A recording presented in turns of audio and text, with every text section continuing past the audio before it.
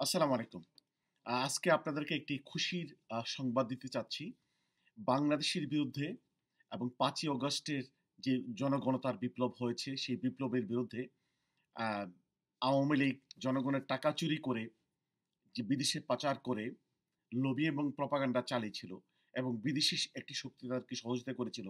তাদের সকল প্রচেষ্টা আলহামদুলিল্লাহ ব্যর্থ হয়েছে। এক্ষেত্রে আমরা সকলে মিলে কাজ করেছি। আমি কাজ করেছি, ডেভিড বাকম্যান কাজ করেছে, সাইদা মোনা কাজ করেছে।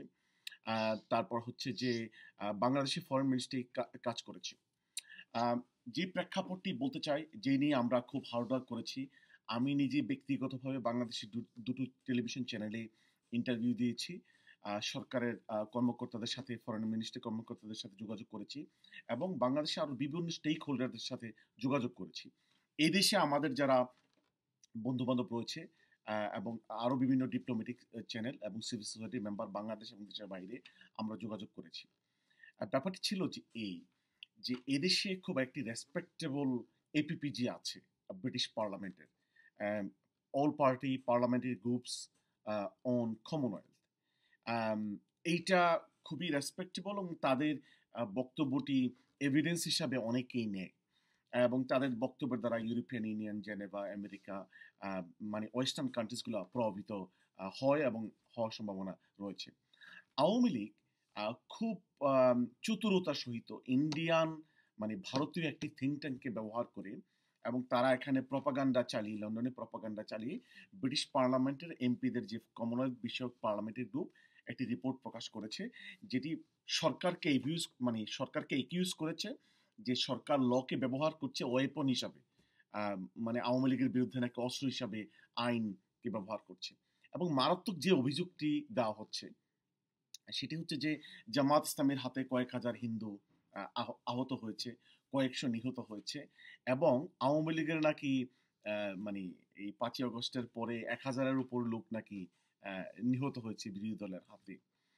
এই অভিযোগটি তারা ব্রিটিশ পার্লামেন্টে আরো অনেক কথা বলেছে বাংলাদেশের এই মানে সরকারের বিরুদ্ধে, বিএনপি জামাতের বিরুদ্ধে।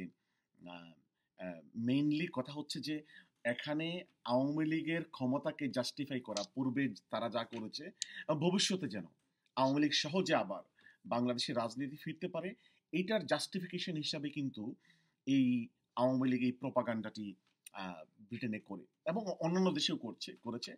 আমরা তখন খুব করে আম, এই এই রিপোর্টটির বিরুদ্ধে যেন বাংলাদেশের ফরেন মিনিস্ট্রি কাজ করে এবং ব্রিটিশ গভর্নমেন্ট যেন প্রভাবিত না হয়, আমরা অনেক চেষ্টা করেছি। আমি ডেভিড বাকম্যানকে রিকোয়েস্ট করেছি, তারপর সাইদা মোনা নিজেই তখন ছিলেন, হাই কমিশনার ছিলেন, উনিও সেটার ব্যাপারে কাজ করেছেন। এরপরে তো উনি মানে মানে ওনার কাছ থেকে অব্যাহতি নিয়েছেন। এরপরে হচ্ছে যে আমাদের যে ডিপ্লোম্যাটিক সার্কেল, আমরা তাদেরকে ব্যবহার করেছি। আমরা আমরা বলেছি জামাত ইসলামী কোথায় হিন্দুদের উপর আক্রমণ করেছে, হোয়ার ইজ দ্য এভিডেন্স, তোমরা কিসের এভিডেন্সের ভিত্তিতে এই মানে রিপোর্টটি প্রকাশ করেছো। আমরা তাদেরকে সাকসেসফুলি চ্যালেঞ্জ করেছি এবং ওরা এদেশের পত্র-পত্রিকাও এই রিপোর্টটি করেছে। মানে প্রথমে তো এই মানে অল পার্টি পার্লামেন্টারি গ্রুপস এই রিপোর্টটি প্রকাশ করলো, এরপরে ইন্ডিপেন্ডেন্ট পত্রিকায় এবং আরো অন্যান্য পত্রিকা, আরো কিছু পত্রিকায় এবং বিভিন্ন জায়গায় এটি প্রকাশিত হয়েছে। তখন আমরা বিভিন্ন জন এটা নিয়ে কথা বলেছি। আমি যে কথাটি পূর্বেই বলেছিলাম, বাংলাদেশে যে মানে বাংলাদেশের টেলিভিশন চ্যানেলে কথা বলেছি এবং বাংলাদেশের সরকার যেন এটা নিয়ে কাজ করে, সিভিল সোসাইটির জন্য কাজ করে এবং আমাদেরকে আরো বেশি প্রম্পটলি কাজ করতে হবে। আলহামদুলিল্লাহ, একটি গুড নিউজ হচ্ছে, গত পরশুদিন তারা জানিয়েছে তারা এই রিপোর্টটিকে আর সার্কুলেট করবে না। আর তারা এবং তারা তাদের রিপোর্টটিকে উইথড্র করে নেবে।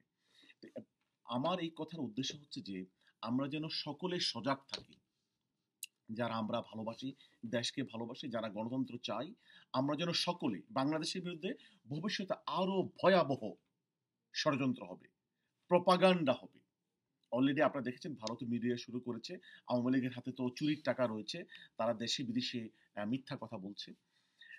আমাকে গতকাল একটি টেলিভিশন চ্যানেল প্রশ্ন করেছে যে পুলিশ হত্যা হয়েছে, সেটার বিচার হতে হবে।